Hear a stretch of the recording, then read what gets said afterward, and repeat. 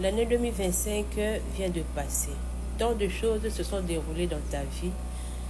Alors, je ne sais pas ce que le Seigneur t'avait promis, je ne sais pas ce que tu voulais réaliser l'année passée et que tu n'as pas pu faire. Mais ne te décourage pas. Dans le livre d'Ésaïe 41, verset 10, il est écrit « Ne crains rien car je suis avec toi. Ne promène pas de regards inquiets car je suis ton Dieu.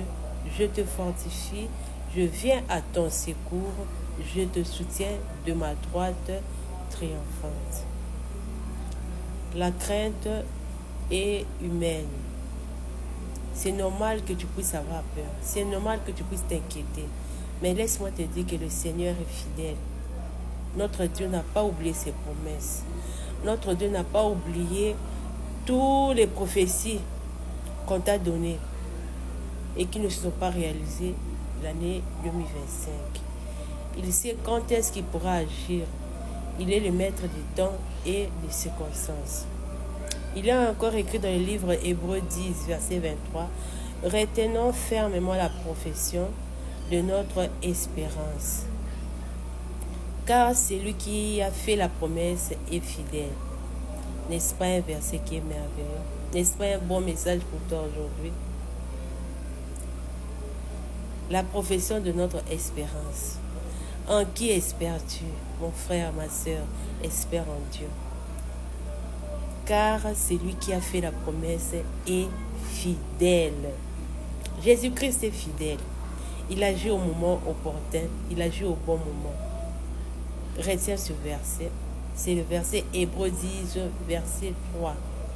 Médite-le jour et nuit. Que ce verset puisse te soutenir quand tu es faible.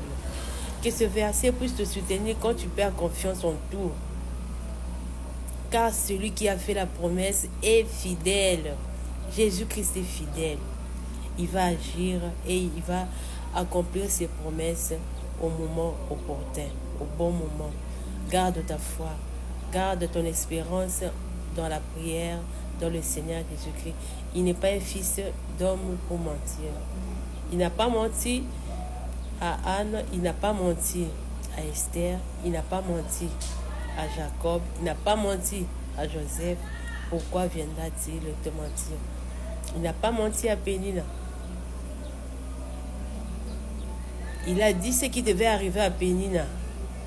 Il a accompli sa parole, sa prophétie sur Anne. Et vous avez vu comment toutes ces années de détresse, toutes ces années de pleurs qui ont été changées en joie lorsque le Seigneur a donné Samuel à Anne.